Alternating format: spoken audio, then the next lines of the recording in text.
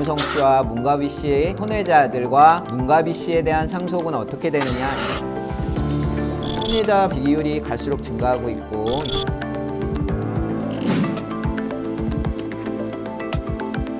일각에서는 기혼 추세를 사회적 문제다.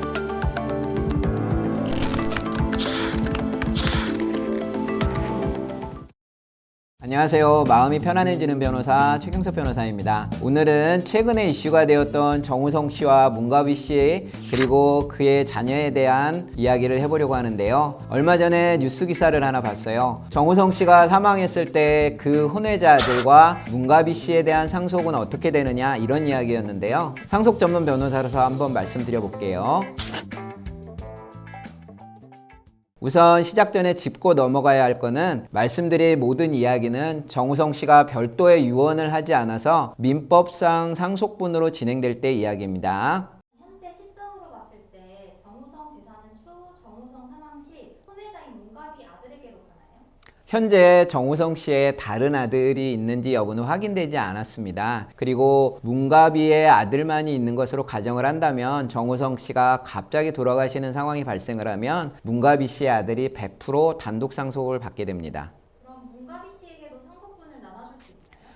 문가비 씨는 상속분을 받을 수 없습니다. 왜냐하면 문가비 씨는 현재 정우성 씨와 법률상 배우자가 아니기 때문입니다. 혼인신고를 하지 않은 상태로 지내시다가 만약 정우성 씨가 돌아가시게 된다면 문가비 씨는 민법상 상속인에 해당하지 않기 때문에 상속분을 나누어 가질 수 없습니다. 정우성 씨가 다른 사람과 혼인했다는 가정이 있다면요? 이런 경우가 있을 수 있겠죠. 정우성 씨에게 본처가 생긴다면 문가비는 법률상 배우자가 아니기 때문에 상속분을 나누어 가질 수 없고요. 문가비 씨의 아들과 법률상 배우자 사이에 낳은 자식은 같은 비율로 상속분을 나누어 가지게 되겠습니다. 그럼 본처랑 문가비 씨는 상속분을 어떻게 나눌 수 있어요? 법률상 배우자인 본처는 자녀의 상속분의 2분의 1을 더한 비율로 상속분을 받게 됩니다. 그리고 말씀드렸듯이 문가비는 법률상 배우자가 아니기 때문에 상속분을 받을 수 없습니다.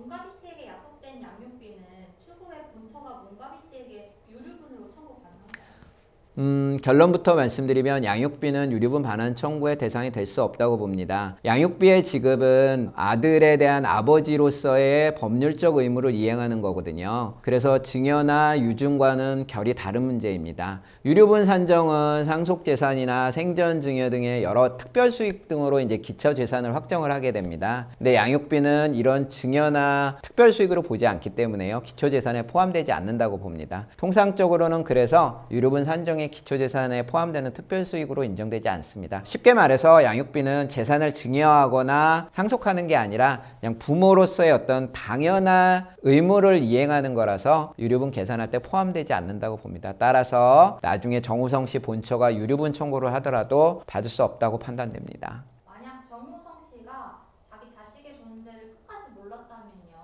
그 양육비 청구도 추후 상속권 다툼도 안 될 수 있었던 건가요? 먼저 상속관계부터 말씀드려보면, 문가비 씨의 아들은 정우성 씨가 돌아가신 후에 그 사망을 안 날로부터 2년 내에 검사를 상대로 해서 인지청구의 소를 제기를 하고요. 그 소송에서 자녀로 인정받으면 상속을 받을 수 있습니다. 그리고 문가비 씨의 경우 정우성 씨의 사망을 알게 되었을 때 정우성 씨의 상속인에게 내가 아들을 키우면서 지급한 과거 양육비를 청구할 수 있는지가 이제 문제될 수 있습니다. 그런데 양육비 지급 의무는 일반적으로 인신전속권에 해당한다고 보고요. 상속의 대상이 되지 않는다고 보고 있습니다. 따라서 문가비 씨가 정우성 씨의 상속인에게 과거의 양육비를 청구하기는 어려워 보입니다.